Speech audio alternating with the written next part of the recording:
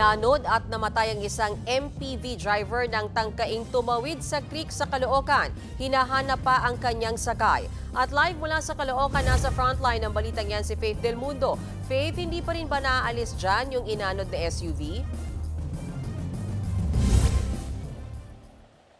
Yes, Mean, nandito tayo ngayon sa Barangay 177 dito sa Camarin, Caloocan. At kung makikita mo nga dito sa aking likuran, andito pa rin nga yung sasakyan na nahulog sa creek, yuping-yupi at sirang-sira. Kagabi kasi ay sinubukan niyang tawirin yung Doña Aurora na malakas yung ulan, meron din baha at malakas din yung current. Yun nga ay namatay yung driver at pinaghahanap pa rin niya yung pasahero.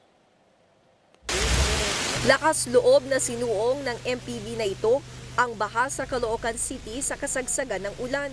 Maya-maya inanod ang sasakyan sa creek. Kalauna natagpo ang patay ang driver habang hinahanap pa ang kanyang sakay. Buwis buhay naman ang pagsagip ng mga otoridad sa mga residente sa rumaragasang tubig sa Barangay 165. Sa mga modular tent muna sa Camarin Elementary School, nananatili ang ilang lumikas. Humupa na rin ang baha sa ilang lugar bandang tanghali. Wala namang labasan ng bahay ang mga residente sa Malabon. Abot kasi hanggang tuhod ang baha. Ang truck ng basura namang ito sa Navotas hindi makadaan dahil sa taas ng baha. Naantala tuloy ang pagkolekta ng basura.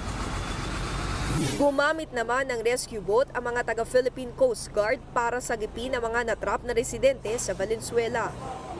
Pati mga alagang hayop hindi nakalimutang ilikas.